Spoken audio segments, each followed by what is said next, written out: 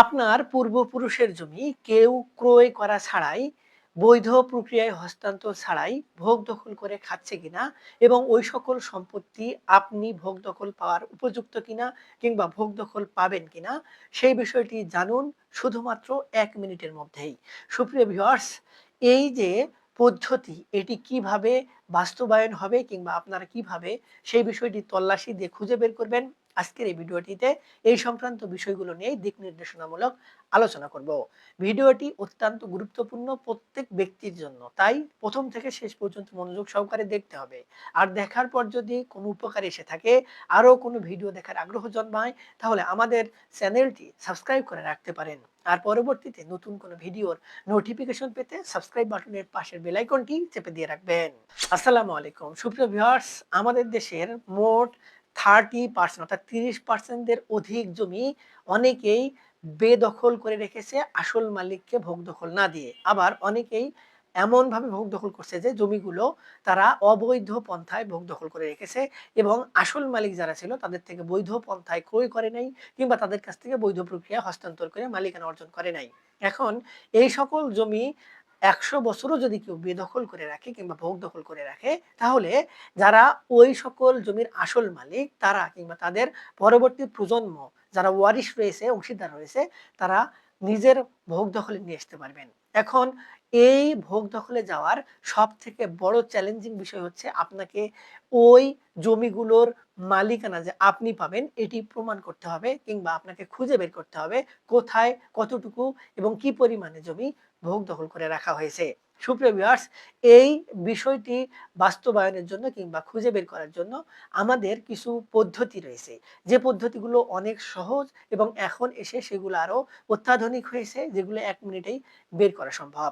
এখন এই বিষয়টি বাস্তবায়নের জন্য আমাদের কয়েকটা পন্থার মধ্যে সর্বপ্রথম যে পন্থাটা অবলম্বন করার প্রয়োজন কিংবা পন্থা অবলম্বন করা যেতে পারে সেটি হলো ওই সকল জমি অর্থাৎ আপনার এলাকার মধ্যে আপনার মৌজার মধ্যে সম্পত্তি যেগুলো রয়েছে সেই সম্পত্তিগুলোর মালিককে, সেই সম্পত্তিগুলো কতটুকু দাগে কোন কোন খণ্ডে বিভক্ত এবং ওই জমিগুলো কে খাজনা প্রদান করেন, কার নামে খতিয়ান রয়েছে, এগুলো কিন্তু আমাদের যে উপজেলা ভূমি অফিস থাকে সেগুলোতে একটি বইয়ের মধ্যে লিপিবদ্ধ থাকে, যেটিকে আমরা বালাম বই বলে থাকি বা সূচি বই বলে থাকি।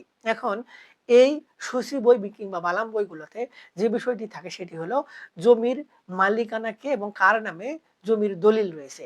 এখন আমরা যদি সেই ব্রিটিশ আমল থেকে শুরু করে পাকিস্তান আমল, তারপরে আমাদের এতদিন যে বাংলাদেশ আমল রয়েছে, এই আমলগুলো দ্বারা তল্লাশি করি তাহলে কিন্তু আমরা খুঁজে বের করতে পারবো। তবে এজন্য এই পন্থাটি অবলম্বন সবথেকে কঠিন। এখন কিভাবে অবলম্বন করবেন কিংবা খুঁজে বের করবেন? আমাদের উপজেলা পর্যায়ে গিয়ে আমরা আমাদের যে সাল রয়েছে অর্থাৎ একটা নির্দিষ্ট সময় থেকে একটা নির্দিষ্ট সময়, অর্থাৎ ধরুন ২০০০ সাল থেকে ২০১০ সাল, এই ১০ বছরের জন্য একটি সূচি বই হয়েছে। সেই সূচি বইটিতে আমরা তল্লাশি দিতে পারি। সেক্ষেত্রে অনেকগুলো পাতা রয়েছে, একটার পর একটা পাতা উল্টানো এবং সেটিকে তল্লাশি করা অনেকটা কষ্টসাধ্য ব্যাপার। তবে এই কাজটিও সম্পন্ন করে কিছু লোক রয়েছে, যাদেরকে আমরা নকল নবীশ বলে থাকি। তাদেরকে প্রতি বছরের জন্য একটা নির্দিষ্ট ফি প্রদান করলে তারা এই বছরগুলোতে কার জমি কে কিভাবে হস্তান্তরিত হলো কিংবা আপনার নাম যদি রফিক হয়, রফিক নামে কোনো ব্যক্তির নামে জমি রয়েছে কিনা এই বিষয়টি তারা খুঁজে বের করবেন কিংবা খুঁজে বের করার চেষ্টা করবেন। তাদেরকে এক প্রকার আপনি ভাড়া করলে তারা আপনার হয়ে সেই কাজটি সম্পন্ন করে দিবে। এক্ষেত্রে আপনি যে নির্দিষ্ট সালটি কিংবা যে সময় আপনার পূর্বপুরুষ বেঁচে ছিল কিংবা যে সময় আপনার সন্দেহ হয় সেই সময়টি উল্লেখপূর্বক তাদেরকে নির্দিষ্ট ফি প্রদান করলে তারা সেই বিষয়টি তল্লাশি করে তারা একটি তথ্য আপনাকে প্রদান করবে। যদি আপনার পূর্বপুরুষের নামে কোনো দলিল থেকে থাকে তাহলে সেই দলিলটির নকল তারা একটি নির্দিষ্ট অর্থের বিনিময়ে আপনাকে বের করে দিবে, অর্থাৎ নকল তৈরি করে দিবে। সেই নকলটি আপনি সার্টিফাইড করে নিয়ে পরবর্তীতে যে ব্যক্তিদ্বয় ওই দলিলে উল্লেখিত জমি ভোগ দখল করছে তার কাছ থেকে আপনি ওই জমি তারা কিভাবে মালিকানা অর্জন করলেন এই বিষয়ে তাদের জিজ্ঞাসা করতে পারবেন কিংবা তাদের কাছ থেকে আপনি ডকুমেন্ট তল্লাশি করতে পারবেন বা তাদের কাছ থেকে নিতে পারবেন। যদি তারা আপনাকে প্রমাণ দেখাতে না চায় সেক্ষেত্রে একটি পদ্ধতি রয়েছে, তারা দেখাতে বাধ্য হবে। সেটি আমরা একটু পরে আলোচনা করছি, শুনতে থাকুন বা দেখতে থাকুন। এরপরে আরেকটি সবথেকে সহজ পন্থা হচ্ছে খতিয়ান দ্বারা জমির মালিকানা তল্লাশি। এখন আমাদের যে স্মার্টফোন রয়েছে হাতে, সেই স্মার্টফোন কিংবা অনলাইনে কোনো কম্পিউটারের মাধ্যমে আমরা কিন্তু নির্দিষ্ট একটি ওয়েবসাইট অর্থাৎ ভূমি মন্ত্রণালয়ের যে খতিয়ান সম্বলিত তথ্য যেগুলো রয়েছে সেগুলো তল্লাশি দেওয়া হয়। সেখানে ঢুকে আমরা কিন্তু আমাদের যে থানা রয়েছে সেই থানা, আমাদের যে মৌজা রয়েছে কিংবা ইউনিয়ন রয়েছে সেগুলো তল্লাশি দিয়ে এবং ওই তল্লাশির মধ্যে আমাদের যে মৌজা রয়েছে অর্থাৎ একটি মৌজা কিন্তু একটি নির্দিষ্ট ভাগে থাকে। সেই মৌজাতে কার কতটুকু সম্পত্তি রয়েছে এবং মালিকানা কে রয়েছে, কার নামে জমির খতিয়ান রয়েছে এগুলো তল্লাশি দিতে পারবো। এক্ষেত্রে আমরা যদি ওই অনলাইনে ঢুকে ওই তল্লাশিটি দেই তাহলে আমাদের যারা পূর্বপুরুষ রয়েছে তাদের নামে কোনো জমি রয়েছে কিংবা তাদের নামে কোনো খতিয়ান রয়েছে কিনা এই বিষয়টি জানতে পারবো। এখানে কথা হচ্ছে অনেকে প্রশ্ন করতে পারেন। এক্ষেত্রে খতিয়ান সর্বশেষ হালনাগাদ যেটি রয়েছে সেই খতিয়ানে তো আসার কথা। হ্যাঁ, আসে। কিন্তু আমরা কি এটি জানি না যে আমরা ইচ্ছা করলে সিএস খতিয়ান, এসএ খতিয়ান বা প্রত্যেকটি খতিয়ান কিন্তু বের করতে পারবো ওই দাগে।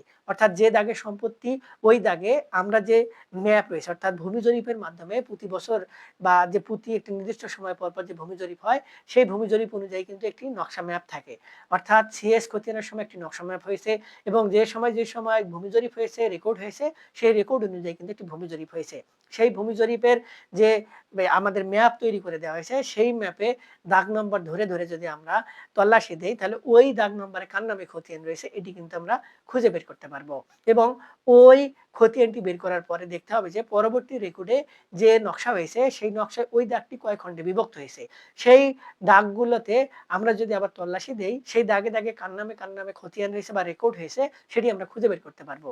যদি কোনো কারণে এমন হয় যে খতিয়ান ব্রেকডাউন হয়েছে অর্থাৎ আপনার পূর্বপুরুষের নামের পরে অন্য কোনো ব্যক্তির নাম ওই দাগ নম্বর অনুযায়ী হয়েছে তাহলে ওই সকল ব্যক্তি কিভাবে জমি পেলেন, আপনার পূর্বপুরুষের নামে যে খতিয়ান হয়েছে সেই খতিয়ানের থেকে তার নামে কিভাবে খতিয়ান হলো এই বিষয়টি কিন্তু আপনি তল্লাশি দিতে পারবেন। যদি তল্লাশি দিয়ে দেখেন যে ব্যক্তিদের নামে খতিয়ান হয়েছে সেই ব্যক্তিদের কাছে আপনার পূর্বপুরুষের মাধ্যমে হস্তান্তরকৃত দলিল রয়েছে বা তারা আপনার পূর্বপুরুষের কাছ থেকে জমি ক্রয় করেছে এবং এই দলিল তাদের কাছে রয়েছে তাহলে তো তারা বৈধ মালিক। যদি তারা কোনো মাঝখানে কোনো হস্তান্তরযোগ্য দলিল দেখাতে না পারে, যে দলিলগুলো হয়তো সাব কবলা দলিল হতে পারে, হেফা দলিল হতে পারে, এই ধরনের দলিল যদি তাদের কাছে না থাকে তাহলে আপনি তাদের মালিকানা নিয়ে কিন্তু চ্যালেঞ্জ করতে পারবেন এবং আপনি আপনার পূর্বপুরুষের ওয়ারিশ এই প্রমাণটি করার মাধ্যমে আপনি ওই জমিগুলোর মালিকানা দাবি করতে পারবেন। তবে এক্ষেত্রে দেখা যায় যে পূর্বের যে খতিয়ানগুলো হয়েছিল সেগুলো অনেকাংশেই যৌথ খতিয়ান হয়েছিল এবং এই যৌথ খতিয়ানে অনেক ওয়ারিশদেরকে ঠকানো হয়েছে। অর্থাৎ আপনাদের পূর্বপুরুষ অর্থাৎ আপনার দাদার সম্পত্তি আপনার বাবার পাওয়ার কথা কিন্তু আপনার বাবার বড় ভাই থাকার কারণে তার নামে খতিয়ানে অন্তর্ভুক্ত হয়েছে। এখন ওই কারণে আপনার বাবার নামে পরবর্তীতে কোনো খতিয়ান হয়নি। এখন ওই খতিয়ানে উল্লেখিত আপনার বাবার বড় ভাই তারা সকল সম্পত্তি ভোগ দখল করছে, তাদের ওয়ারিশরা পরবর্তীতে করছে কিন্তু আপনারা কোনো কিছু পান নাই। এক্ষেত্রে আপনাদের পাওয়ার অধিকার রয়েছে। সেক্ষেত্রে আপনি কিন্তু ওই খতিয়ান দ্বারা জমির মালিকানা দাবি করতে পারবেন। এক্ষেত্রে তারা যদি দিতে না চায় সেক্ষেত্রে আপনার ওই জমিগুলো আপনার এটি দাবি করে আদালতে মোকদ্দমা দায়ের করতে পারবেন। এক্ষেত্রে এখন এসে যেহেতু বিচার পদ্ধতি পরিবর্তন হয়ে গেছে, আপনার কিন্তু এই খতিয়ান যেগুলো রয়েছে এগুলোর মাধ্যমে আপনার মালিকানাধীন জমি আপনাকে দেয়া হয় নাই। আপনার এই জমিগুলো হক রয়েছে এবং জমিগুলো বেদখল হয়ে রয়েছে। এই বিষয়টি প্রমাণের মাধ্যমে আপনি মালিকানা অর্জন করতে পারবেন এবং খুব সহজেই, খুব দ্রুতই। এখন যদি এমন হয় যে এখন এসে অনেকজন ব্যক্তি সম্পত্তিগুলো জবরদখল করে রেখেছে কিন্তু তারা কোনো প্রমাণ দেখাতে চাচ্ছে না, তাহলে এক্ষেত্রে আপনারা কিন্তু ২ টি কাজ করতে পারবেন। একটি হচ্ছে স্থানীয় সালিসের মাধ্যমে আপনারা তাদেরকে জোর প্রদান করতে পারবেন অথবা আরেকটি আইনগত পদ্ধতি রয়েছে, তাদেরকে আপনারা উকিল নোটিশ পাঠাতে পারবেন যে তারা ওই যে প্রমাণের দ্বারা সম্পত্তিগুলো ভোগ দখল করছে এবং কিভাবে আপনাদের পূর্বপুরুষের থেকে তারা সম্পত্তির ভোগ দখল পেল, এটি যেন তারা খুব সহজে এবং খুব দ্রুত উকিলের মাধ্যমে আপনাকে অর্পণ করে কিংবা উকিলকে দেখানো হয় কিংবা উকিল তাদেরকে আপনার প্রেশার প্রয়োগ করবে কিংবা নোটিশের মাধ্যমে জানাবে তারা যেন তথ্যগুলো কিংবা প্রমাণগুলো উপস্থাপন করে। এখন এক্ষেত্রে যদি তারা সে তথ্যগুলো উপস্থাপন করতে না চায় কিংবা আগ্রহী না হয় কিংবা উকিল নোটিশের কোনো জবাব না প্রদান করে তাহলে আপনি খুব সহজেই এখন ওই ইস্যুটির মাধ্যমে আদালতে মামলা করলে তাদের বিরুদ্ধে অ্যাকশন গ্রহণ করার সুযোগ কিন্তু আপনি পাবেন। এখন এই ক্ষেত্রে আপনাকে আগে যে বিষয়টি যাচাই করে সত্যতা আপনার সঙ্গে রাখতে হবে সেটি হলো যে ব্যক্তিদ্বয়কে আপনি সম্পত্তির মালিকানা তার না, এটি সন্দেহ করছেন এবং জমির মালিকানা আপনার কাছে আসার সুযোগ রয়েছে, এক্ষেত্রে আপনাকে বিষয়টি সঠিকভাবে আগে তদন্ত করতে হবে। এক্ষেত্রে যে ডকুমেন্টগুলো রয়েছে, সেই ডকুমেন্টগুলো যাচাই-বাছাই করার জন্য একজন ভালো অভিজ্ঞ আইনজীবীর পরামর্শ নেওয়াটাই সবথেকে বুদ্ধিমানের কাজ হবে।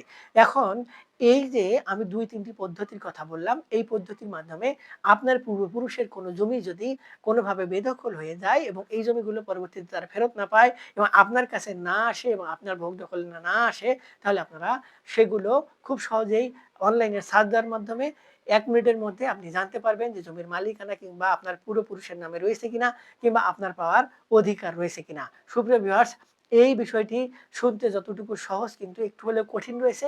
এক্ষেত্রে আপনারা একজন অভিজ্ঞ ব্যক্তির পরামর্শ নিয়ে যেকোনো কাজ কিংবা যেকোনো ধরনের পদক্ষেপ গ্রহণ করবেন। আমাদের থেকে কোনো কিছু জানতে চাইলে কিংবা বুঝতে চাইলে ভিডিওর নিচে কমেন্ট বক্স রয়েছে, সেখানে কমেন্টস করবেন। আমরা আপনাদের সহযোগিতা করার চেষ্টা করব। আজকে এ পর্যন্তই। দেখা হবে সামনে নতুন কোনো ভিডিওতে। ততদিন পর্যন্ত ভালো থাকবেন। ধন্যবাদ।